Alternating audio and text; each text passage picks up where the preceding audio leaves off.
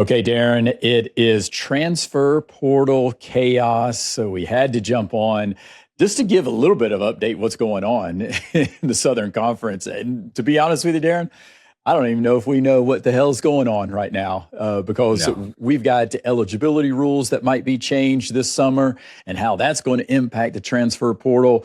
But of course, we've got a lot of guys leaving the Southern Conference now that the portal has officially closed. And this part of this situation where as we're getting ready for the NFL draft, it almost feels like, the season of hope when the portal closes and who you might be getting back on your team, so to speak, just like in the NFL draft. But I would have to say, just from the Southern Conference perspective, 78 players have entered the portal from the Southern Conference. And of course, we know the stats talking about the first, second, and third SoCon teams. Every single player that made one of those three teams, 12 of them that still had eligibility, they all transferred. And that is something that, of course, from the Southern Conference perspective, you can look at it two ways, is that hey, they can't compete with some of these other programs because of the money situation.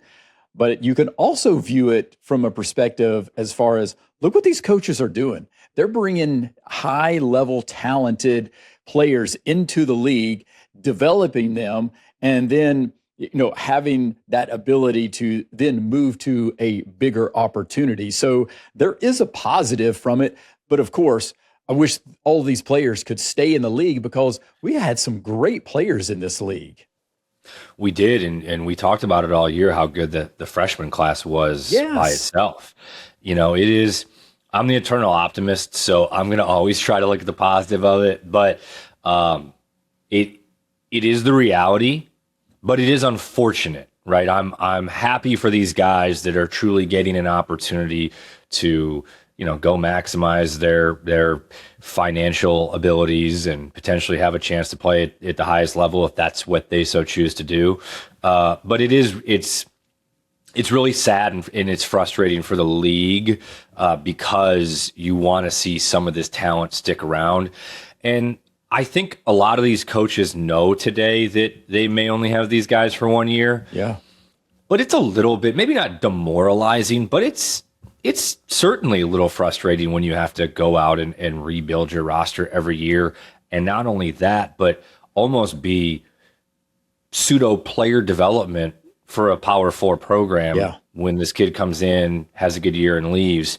And so, like I said, there's some positives from it. Like, I agree with you completely, but I would love to be able to see some of these guys grow and blossom in the Southern Conference so that we can consistently know that we're going to have high-level basketball at the mid-major level in this league. Yeah, and so the question would be also, as you talked about the development side, what's the long-term effect for the league itself if you're just viewed as go there for 1 year, develop, and then move on out?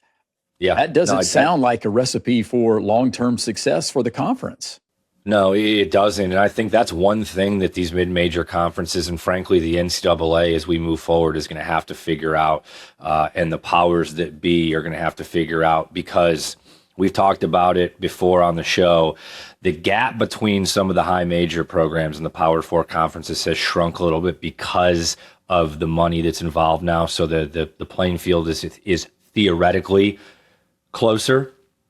But what has been a massive consequence here is that the gap between the mid-major programs and these Power 4 programs has grown so significantly that, generally speaking, in the current landscape, there's no way that anybody in the Southern Conference is going to be able to keep a guy who's a first or second team all-league kid.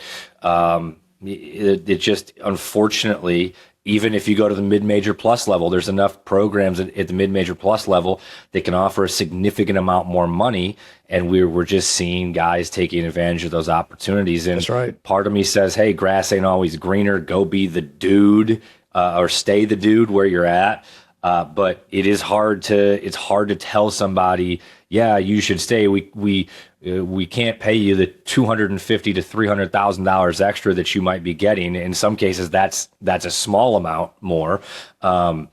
you can't justifiably look a kid in the eyes and say, yeah, you should do that. It's really hard to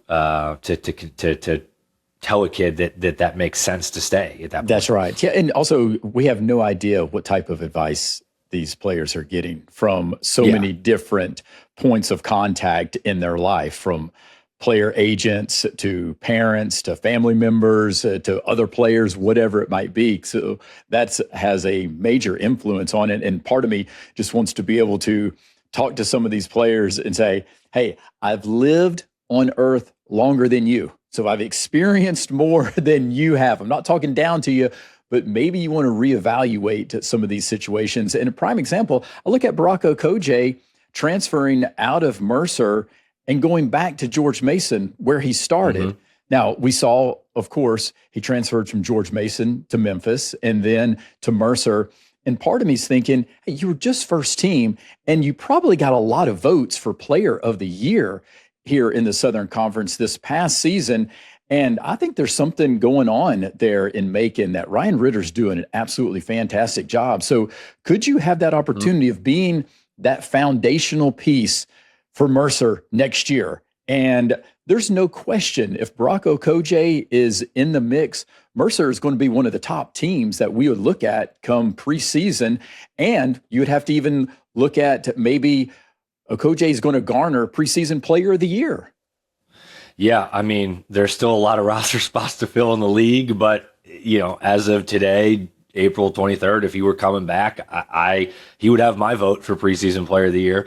And you can obviously build around he and Brady Shoulders. Yes, like you said, they're gonna be competitive. Look, I don't know what the NIL situation is in Mercer, so I don't want to speculate on that. Yes, but my gut tells me is that school in the A10, a upper echelon school in the A10, probably again, I don't know, but probably had a significant amount more money. And look, I'll be the first one to tell, and I've told it to some of these guys that I've consulted with. Like, you can't always just go take the money, because there are more important things in life than just going to chase the money. But when you are in a scenario where there's potentially a significant difference, it does make it a harder decision. But I am excited to see that some of the guys that I've talked to at different schools throughout the country about kind of helping walk them through some of this process. Some of them have ultimately made the decision to stay, and it's been for less money, but I think they understand the legacy piece, being part of a significant alumni base, and some of these other things, the academic piece, not losing credits, or, hey, you're at a really strong academic institution, and maybe where you would be transferring to, the money's great, but it's just not as good of a school. But does that even matter, though, anymore? It should. I mean, it 100% should. Are we still saying these are student athletes? I mean, I think that's a serious question. I don't know if we really are. Look, you and I have talked about it. I think at some point, whatever the cutoff is, whether it's just the Power 4 schools, whether you include I would assume you'd include the Big East in basketball. I think football and basketball are going to have to break off, no doubt, at some point in the near future, and they're going to have to go be basically deemed employees, and we're going to have to get to a point where we can collectively bargain. And that's not an easy task, but that's where you then can separate maybe some of these guys that really still should be considered student athletes versus, look, yeah, to your point, especially at the high level Power 4 programs, like, no, I mean, you're still there to get an education, that's right. But you are certainly there for more than just getting an education, to the point in which we can't just look at you as, hey, yeah, you're just a student and you play basketball and that's great. Like, no, we are past that. Well, and maybe that could be a component of whatever could be collective bargained, that there is some type of academic requirement. Of course, I know there's academic requirements that have been in place for years, and you have to remain eligible from an academic standpoint. But again, when guys are playing 1 year, do they really have to worry about academic eligibility? Because they just want to make sure credits transfer. And if they don't, well, they don't. They'll try to make it up some other way. And, summer school, online classes, whatever it is. And it's obviously a slippery slope where we're going. But the impact right now that we're hearing from the NCAA, Charlie Baker, the president, is coming out saying that, hey, we're looking at a 5-year eligibility rule starting high school or age 19, whichever comes first. And there's no redshirts, there's no waivers, nothing of that nature. And they're wanting to have this voted on in May and potentially going into effect in June. And so we don't know what that would mean if all of a sudden there's 5-year eligibility available for these players starting in June. Is this past class going to be grandfathered in? And if that's the case, then right now the portal, I mean, we know it's closed, but you don't have to make a commitment or sign right now. You're still weighing all of your options. So now what do the coaching staff do? What do the players do? Because now there could be a large number of players who we do know that did enter into the portal, even though they didn't have eligibility, and rightfully so. Why wouldn't you at this point go ahead and throw your name in there? Because you don't know what's going to happen either from NCAA legislation or maybe a lawsuit situation. Yeah, I think two things come to mind for me right away on that. I think one, I don't know why we need to change the rule from 4 to 5 years. That I really don't get. 4 years, frankly, prior to COVID really worked fine. And then we had the COVID year, and that dragged out all the way until last year. And I know that there's been some guys that have, more than a handful, that have gotten additional years of eligibility. But I don't quite understand why we need to lengthen this out for 5 years and then take away waivers and take away redshirt years, et cetera. I'm not saying that there's not a good explanation. I can't think of anything that screams to me we should do that.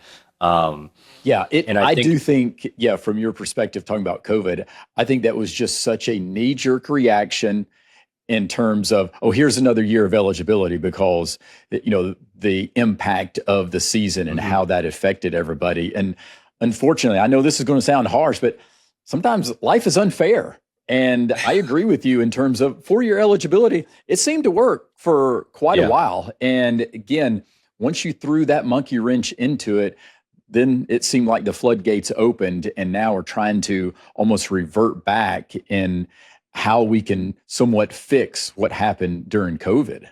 Well, it opened Pandora's box, certainly, but I do think I actually am a full proponent for, look, I agree with you, sometimes life isn't fair, but I think the circumstances surrounding COVID were so extreme.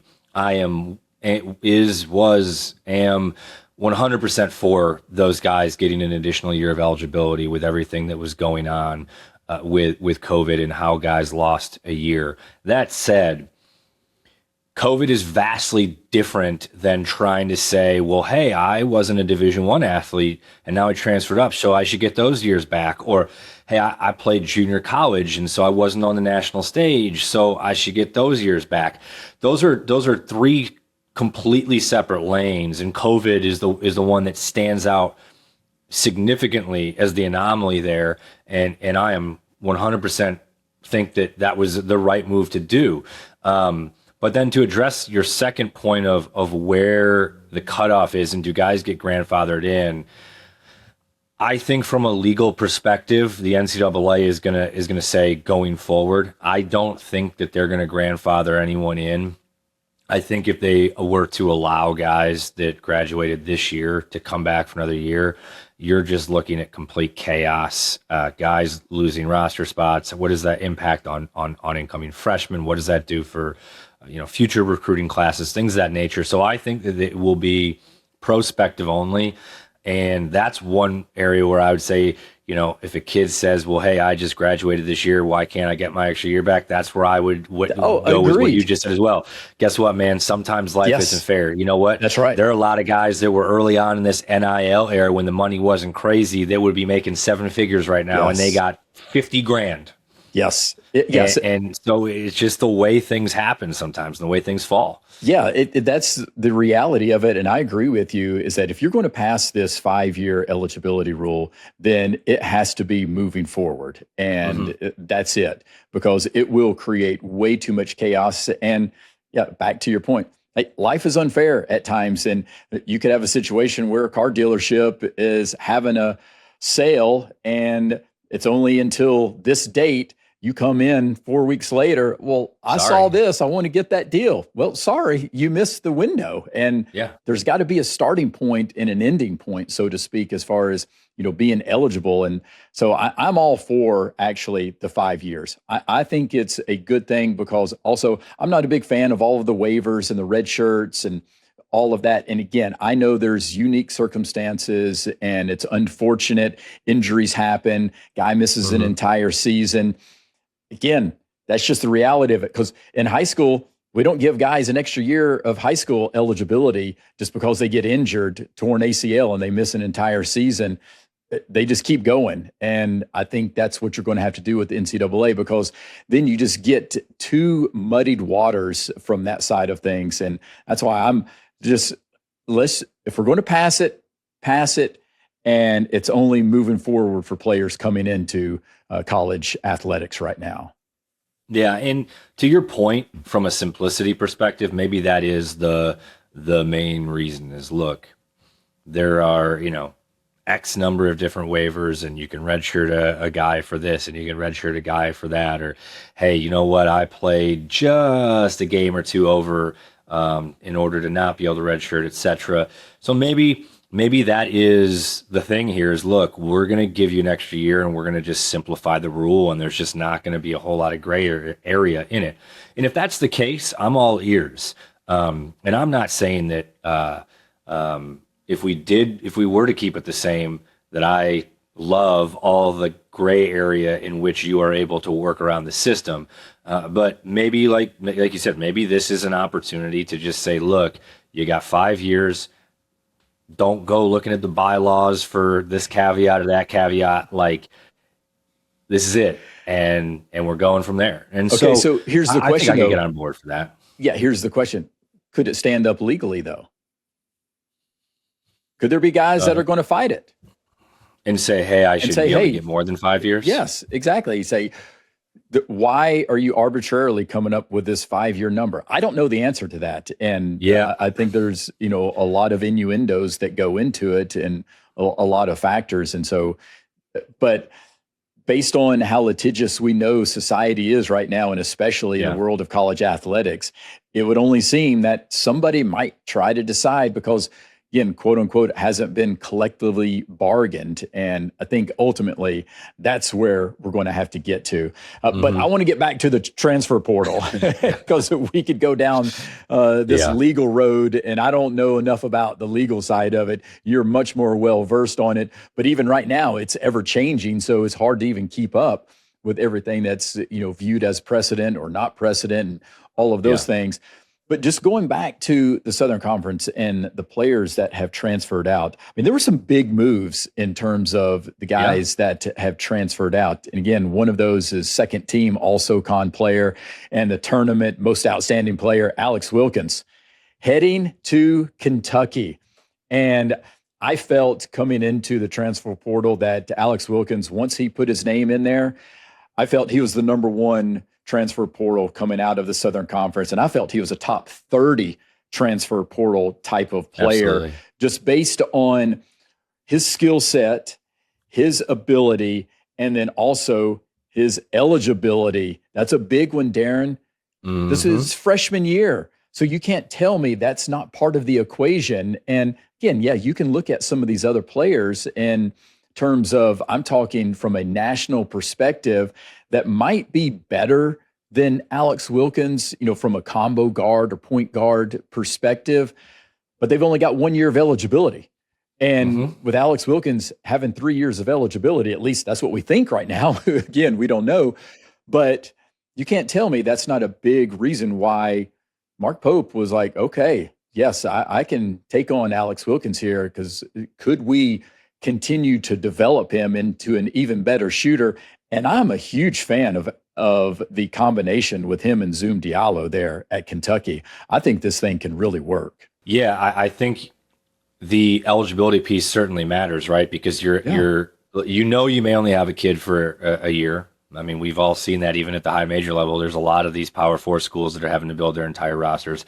But there's something different when you're recruiting a guy that has multiple years of eligibility because of the opportunity to potentially keep him, right? Like, if Alex Wilkins goes there and does what we think he is capable of doing, Kentucky's going to be in a situation to be able to, retain his services for they've got the multiple years. Yeah. And so that certainly matters. We see it all the time of guys that are kind of 1-year guys, and the leash sometimes isn't as long. Sometimes coaches are a little bit more hesitant depending on the age of their roster, because we have seen that age and experience ultimately does really win in March. Now, you certainly having some very talented youth 100% matters and is going to make you that much better, but you have to have some older guys on your roster here in 2026 to be able to, I think, make a deep run. But no, I think him coming out when he decided that he was going to leave, he was certainly one of the top prospects in the transfer portal. He has tremendous upside, and he can, as we've talked about, he could score. He can score at all 3 levels. He finishes strong for his size. Obviously, I know we'll continue to work on the 3-point shooting, but and it's not like he was horrible. Hot, he gets hot, he gets hot, and he shot 33%. He's a very capable. Yeah, he's very capable.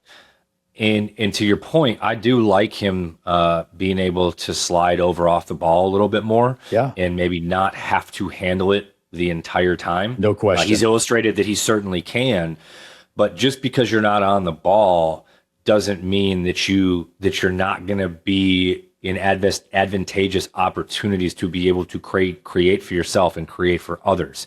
The point guard position has changed so drastically over the last 10, 15 years, whereby the true point guard is really not necessarily a thing anymore. You've got guys that a lot of programs basically just have hey, we got a guy to semi get the ball up the floor and get us into our offense, and they're playing maybe through 4 or 5 is one of their biggest creators. And so him being able to slide off the ball, I too am intrigued, because he has legitimate size at 6'4", 6'5", and he's still going to have a ton of opportunities to create for himself and others, but he won't necessarily have to be relied on to run the point guard spot for 30 plus minutes of a game. I think he's an excellent secondary creator, and I think he'll play well with Diallo. Of course, it remains to be seen, but the other player coming out of Furman that transferred to the SEC, and that's Cooper Bowser. And I think this is a good fit just in terms of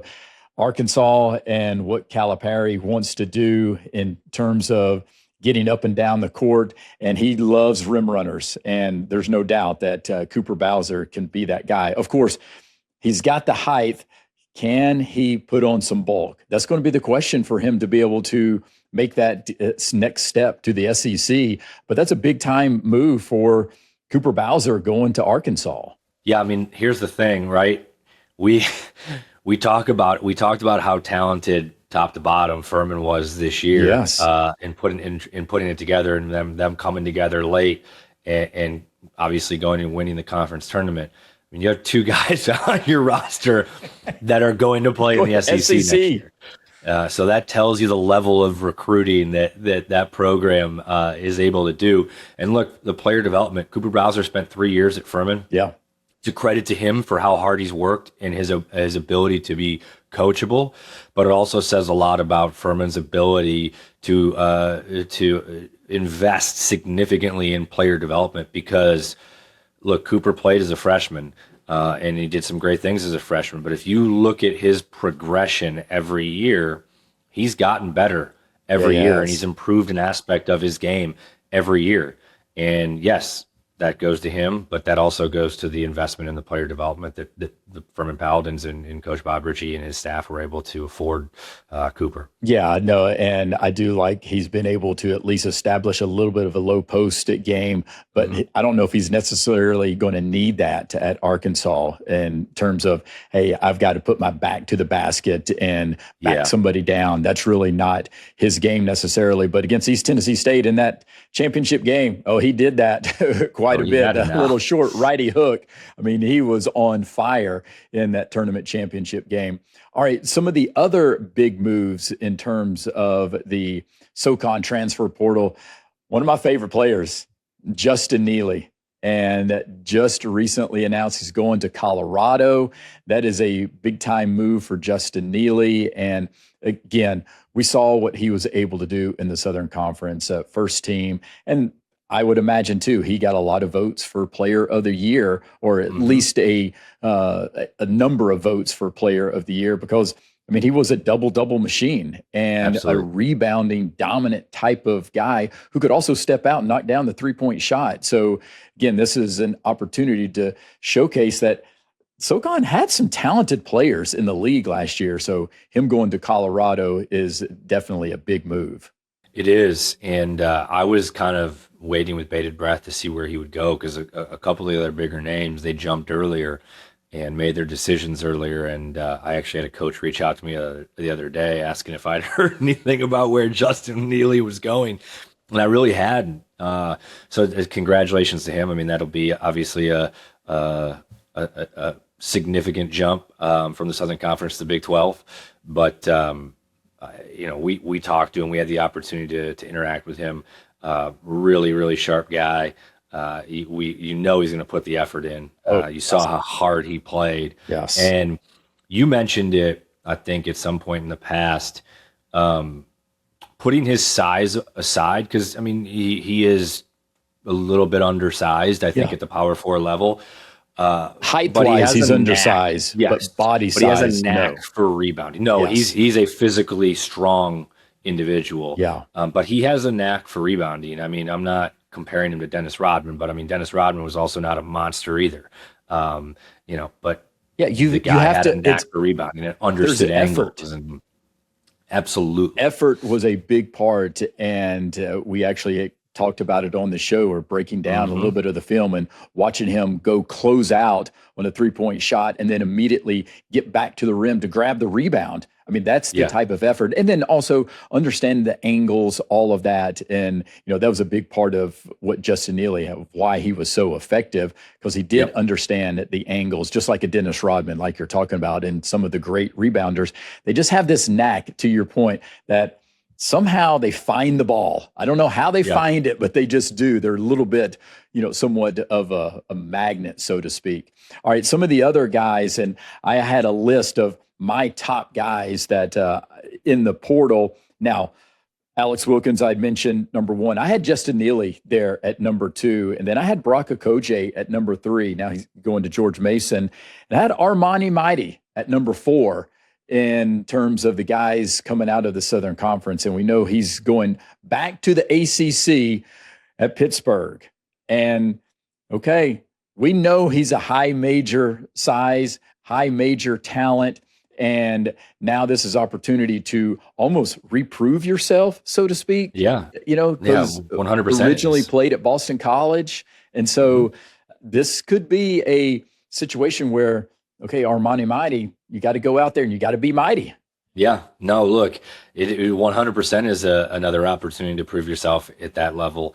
And with his size and that body, look, if he can do anything close to what he did last year at Mercer, we're going to be hearing a lot about Armani Mighty on the ACC network next year. I mean, if he can rebound and score and scored as efficiently as he did, he will certainly wreak havoc in that league. So look, for him, you got to be excited if you're him, because you now have the opportunity to go prove yourself again and say, look, first time around it didn't work, but guess what? I am able to compete at a high level.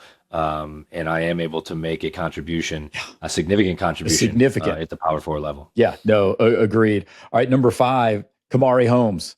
We know he's Yeah. going to DePaul. That's a Mhm. big time pickup for DePaul. Telling you, Huge.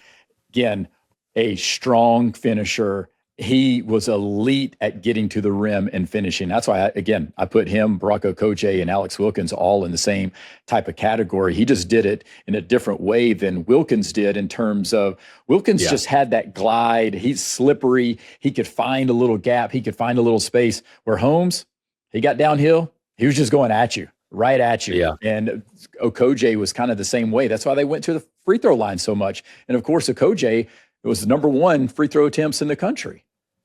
Yeah, I think Holmes will do well in the Big Yes. East. I agree with you. I think that's a really good get for DePaul. He's got the size, he has the athleticism, he's got good length. He is a very good defender, and so I think his game will translate to the next level. Now, the Big East is a physical league. Yes, it is. But he's physical. So he is. But obviously, the physicality of the Southern Conference and the size in the Southern Conference is significantly different than that of the Big East. But like I said, all that to say, I do think it's a very good pickup for DePaul, and I think he will be a significant contributor there because I think he has that sort of game that's going to be able to translate up, and he already has the natural strength and size where, you know, they'll get him with some additional weight, and they'll get him to a point probably where he's, you know, bigger, stronger, and maintains the same amount of athleticism, if not gets more athletic. And so I love that get for DePaul too. I was a big fan. I'll fully admit it. I mean, I was a big fan of Kamari Holmes' game. Oh, no doubt. Yeah, I love that backcourt at Wofford. Exactly. And that was tough to see him have that injury. And then, of course, in the SoCon tournament, struggle from the free throw line. And so I'm looking forward to following how he's going to perform out there at DePaul. All right, number 6 on my list was Dylan Faulkner. Double machine. And now I like saying it too. Hey, he's a Clemson Tiger. As a Clemson grad, man, I'm all excited about Dylan Faulkner coming into the orange fold, so to speak. And I think he fits right in with Brad Brownell's system. Now, he's not a three-point shooter. We know that, but he's that grit, grind type of player. He's going to do the dirty work, maybe a little bit undersized based on the ability that he has. Because again, I mean, has a knack for rebounding, and he can finish towards the rim. And so this is an opportunity now. Okay, it will be a little bit different in the ACC, just as you talked about previously. I mean, there will be some size difference, but I do expect Dylan Faulkner, he'll be able to perform. Maybe not all ACC type of level, but there's no doubt he'll be a major contributor for the Tigers. Yeah, well, it's funny. You and I haven't talked about this yet, but as a former Clemson Tiger, the guy that you want to be really excited about, in my opinion, is Cole Serta. Oh, yes. Oh, no doubt. Oh, my goodness. Are you crazy? Yes. That's a great get for the Clemson Tigers. He's getting ready to have an explosive year because he's coming into his own now, and there's no doubt. But sorry, I digress. But I couldn't help but bring that one up because he's an Illinois guy, and I've known about Cole for a long time, and has always been a fan of his game. I think he's a really good player. But look, you know, with Faulkner again, another guy that ends up going to the Power 4 level, and I think it just speaks to, as we've mentioned multiple times now, the level of skill and talent in this league, that you've got a ton of guys leaving and not just going to the mid-major plus level, but are going to the high major level. And I think are not only just filling roster spots, but are frankly really going to be expected to be key contributors. I think everyone that we've talked about that has gone up to the Power 4 level, I know there's a lot of roster spots to fill, right? But I think everyone that we've talked about so far, these are guys that are going to the Power 4 level, that these programs are expecting them to be key contributors to their rotation next year, if not start. I would think a lot of these guys we talked about are expected to start and will start. But nonetheless, these are guys that you know, if they don't have significant years where they make a key contribution to that rotation, you know, coaching staffs are going to be frustrated, surprised, and you may have some frustrated administrations because like these guys can play, right? And so there are expectations for these guys as they move up. Yeah, no question. All right. Also, Blake Barkley is next. There, ETSU, heading out to the sunny weather of Arizona, Grand Canyon University. And then also had Jordan Frison there from Chattanooga going to Wichita State. And again, I think he is a phenomenal player. And again, he doesn't have the athleticism as some of the other guards in the league, but he's just consistent and he's stable and he can knock down the three-point shot. He's not a high volume type of guy, but he's a guy that can be a contributor also. And I love just the trajectory that we've seen, talking about a guy that has developed over the years from Division II and then making a splash there at Chattanooga. And in all reality, he kept Chattanooga afloat this year based on all of the injuries and everything for Dan Earl. He did, and he came on late. Yes. I'm not saying he didn't play well earlier in the season, but what I am saying is I think something clicked late because the dude was a walking bucket for the last couple weeks of the season. And I think you could tell that it wasn't necessarily a heater. I think it just took a good portion of a year for him to kind of figure it out at the level that I think Coach Earl probably thought he was capable of doing and playing at maybe even earlier on. But the one that I do really love is Blake Barkley to Grand Canyon. I think this is a really good fit for both parties. I kind of was of the mindset, is this a kid that ETSU can figure out a way to hang on to? Because man, this is a guy that could really be the cornerstone of Coach Savage's program for the next couple of years. You know, not too far from home, winning culture, winning tradition at ETSU.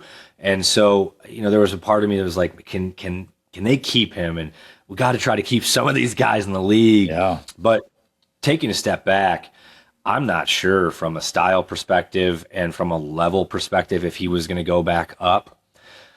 I mean, this has the potential to be a slam dunk, no doubt, of a move. Grand Canyon is a sleeping giant.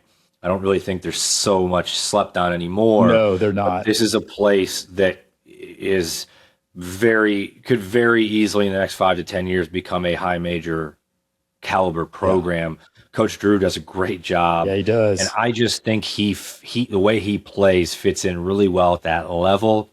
And with the way Coach Drew wants to play and just the fit there is I think this is the really, appropriate really level. Yeah, I think it's the appropriate level for Blake Barkley. I really do. Not to say he couldn't develop a little bit more and, you know, play at a high major, but I think this is a great opportunity for him. Well, and to kind of clarify your point there, like, I think what a lot of these guys do is they say, I'm going to leave and I'm going to go to the highest level I can and or go get the biggest bag I can, but they don't take into account necessarily like, I'm going to move up a level, but I'm also going to move up a level where I can certainly increase my money, but I can still definitively contribute. Yes. Like something has to, in my opinion, from his ability at that level, like something has to go sideways for him not to be to borderline kind of keep going where he left off in the Southern Conference. I think he's he just can too put good. Up similar numbers in that league. I do think he's just too good that he will have success. All right, some of the other guys that we're still actually waiting on to see where they're going to go. Cord Stansberry. And where's he going to go? Niels Mahovsky, where's he going to go? Now, Caden Vasco, Wofford, we do know he's going to Central Florida, and maybe Niels Mahovsky had a little bit of influence there since Mahovsky transferred from Central Florida to Wofford. But also Lillian Marville going to George Mason. So he's going to be pairing up with Baraka Okojie there at George Mason. And then also, don't forget, we did have 2 intra-conference transfers, graduate transfers, Marcus Kell going to Furman. That's a huge, big time pickup for Bob Really Ritchie. good player. Yeah, big really good time player. Pickup. Combined him with Luka Taves, that's coming from Boston College. And then you've got some guys that are coming back there at Furman. And so that's the other thing. When you start looking at some of these rosters, I mean, there were They're depleted. multiple teams that were decimated but it's also about retention. Can you keep some guys in your programs? And again, we saw Furman lose some of those, and Eddrin Bronson going to the Citadel as a graduate transfer. So that's a way to keep conference players within the conference. But the one that I'm looking at, 2 years left. Yes, exactly, 2 years. The one that I'm looking at though right now, this is big news. TJ Johnson coming back to VMI. He entered the portal, but decided to come back to VMI. And then Ricky Bradley Jr., he's coming back. He's back, baby. Let's run it again. The storyline doesn't end, man. The storyline doesn't end, man. We thought the craziest story in the Southern Conference last year had ended, but oh no.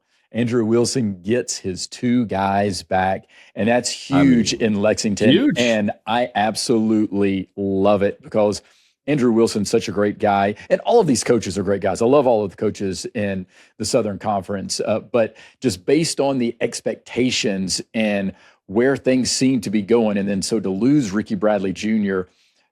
for the entire season, the preseason player of the year, and then also all of the other injuries that you had.